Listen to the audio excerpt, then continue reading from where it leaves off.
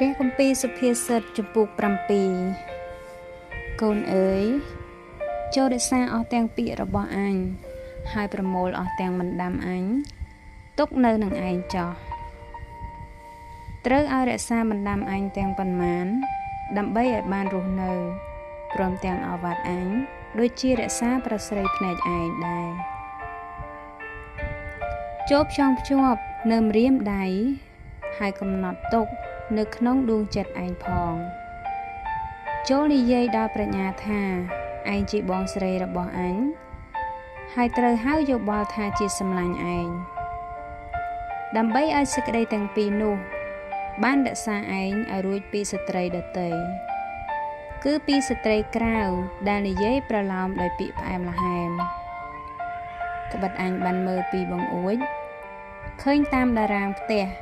អញទៅក៏ពិចារណាក្នុងពួកមនុស្សឆោតល្ងង់ឃើញក្នុងពួកកំឡោះមានម្នាក់ដែលឥតយោបល់កំពុងតែដើរទៅតាមជ្រុងផ្លូវរបស់ស្ត្រីនោះក៏តម្រង់ទៅឯផ្ទះនាងគឺនៅពេលប្រលប់ការពន្លឺនៅព្រិលឡើយ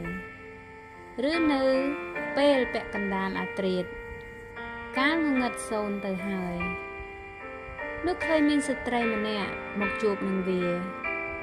នាងនោះតែងខ្លួនរបៀបជាស្រីសំផឹង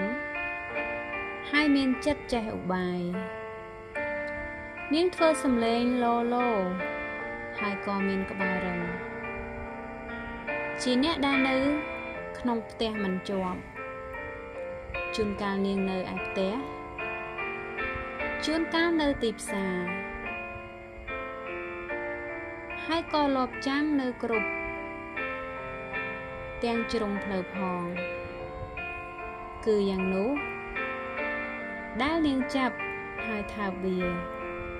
ក៏និយាយនឹងវាដោយមុខក្រាស់ថានៅថ្ងៃនេះខ្ញុំបានត្រូវថ្វាយញ៉ាញ់បូជាជាដង្វាយមេត្រីក៏បានលាបំណន់នោះស្រេចហើយហេតុនោះបានជាខ្ញុំចេញមកទទួលអ្នកដើម្បីខំរកឲ្យឃើញមុខអ្នកក៏បានឃើញហើយខ្ញុំបានក្រាលកំរាលប៉ាក់នៅលើក្រែខ្ញុំព្រមទាំងសម្ពុតពណ៌ធ្វើពីអំបោះស្រុកអេស៊ីផងខ្ញុំបានប្រោះដំណេកដោយគ្រឿងក្រអូបគឺដោយជ័រល្វីងទេសគ្រឹស្នានិងសម្បុរល្វែងចូលមកយើងនឹងបានឆ្អែតចិត្តដោយសេចក្តីស្នេហាដរាបដល់ភ្លឺ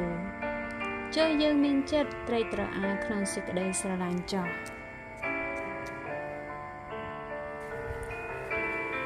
ត្បិតប្តីខ្ញុំមិននៅផ្ទះទេ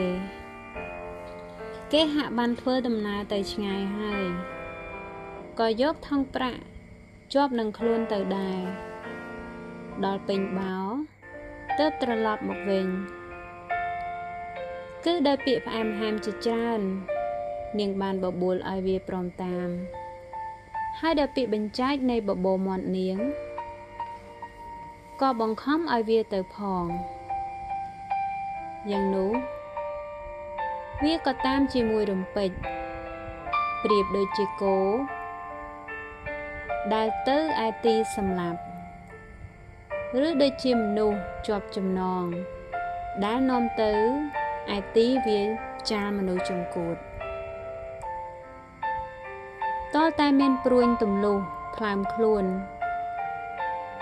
ឬដោយសត្វស្លាប់ហើរតម្រង់ទៅជាប់លបឥតដឹងថានឹងចាប់យកជីវិតខ្លួនទេដូច្នេះកូនទាំងឡាយអើយចូលស្ដាប់អញឥឡូវ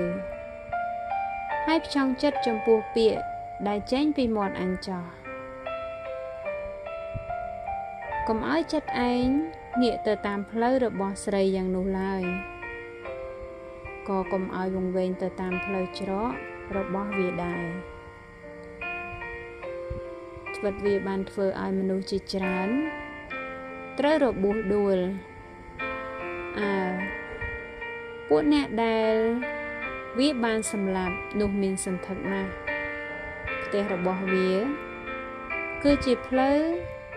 នាំចុះទៅឯស្ថានឃុំព្រលឹងមនុស្សស្លាប់គឺនាំចុះទៅដល់លំនៅរបស់សេចក្តីស្លាប់